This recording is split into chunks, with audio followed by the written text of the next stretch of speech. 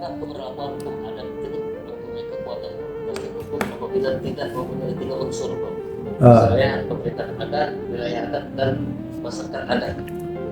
Apakah bila mana ketiga unsur itu tidak terpenuhi, apakah eksistensi dari hukum adat ini masih bisa memiliki kekuatan hukum? Izin penjelasannya.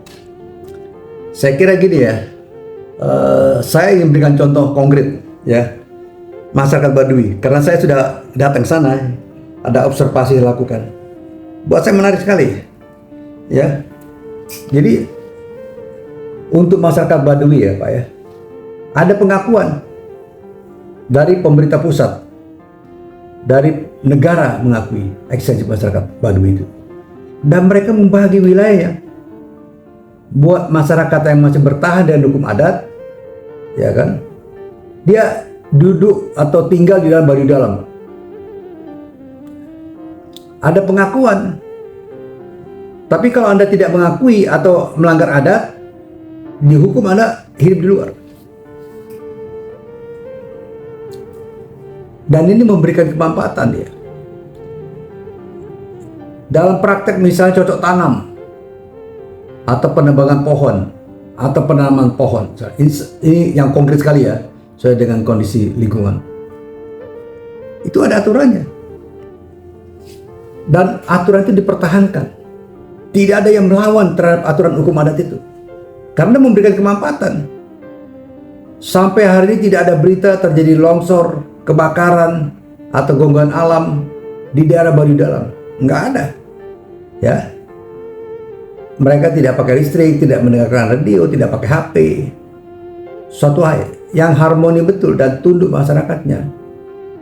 Dalam pernikahan juga diatur secara adat. Ya, tempat tinggal juga diatur, ada tanah adat menempati. Tapi ketika terjadi pelanggaran, ya, atau misalnya ada ketidaksesuai ya, dia hidup di lingkungan Baduy luar.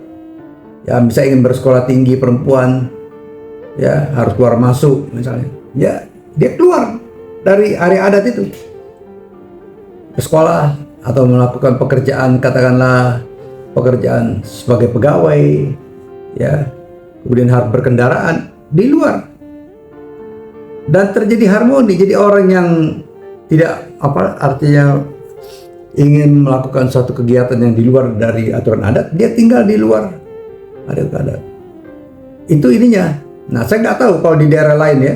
Mungkin juga misal di Minangkabau, wilayah Nagari, itu wilayah adat, berlaku hukum adat, tidak ada pertentangan, ya, antara eksistensi hukum adat, misalnya katakan berkaitan dengan tanah, ada pengakuan negara, wilayah adat. Oleh karena itu, misalnya dalam untuk pemempatan tanah adat misalnya, itu ada persetujuan adat diberikan. Misalnya dalam kasus Semen Padang, didirikan di tanah adat, tanah ulayat. Izin Prof, kalau saya melihat yang saya perhatikan selama ini ya, dari eksistensi hukum adat ini, misalnya kami aja Prof ya. Sekarang kan pengaruh politik itu tidak hanya kepada hukum positif saja, tetapi juga sampai ke ranah hukum adat. Yeah. Di sana di tempat kami ini seringkali lembaga-lembaga adat ini tidak dapat juga menyelesaikan perkara-perkara sengketa adat antara masyarakat, misalnya dengan perusahaan. Justru penyelesaian itu melalui organisasi adat. Oleh organisasi adat ini sendiri sudah bertentangan juga dengan kaidah dari hukum adat itu, kebiasaan misalnya. Perusahaan dianggap tidak menyelesaikan sengketa tanah misalnya. Terus dari tindakan adat sendiri melakukan semacam istilah, tempat kami itu ada istilah hiting pali. Nah, hiting pali itu semacam garis pembatas, garis pembatas agar perusahaan ini tidak dapat berproporsional. Nah, di dalam hukum adat atau hukum kebiasaan, penggunaan dari hiting tali itu bukan untuk kegiatan itu, tidak ada pernah kegiatan itu dilakukan dalam hukum kebiasaan adat yang sebenarnya. Tetapi kebiasaan itu digunakan untuk ritual-ritual adat, membatasi wilayah ritual adat agar tidak semua orang bisa masuk ke ritual adat itu.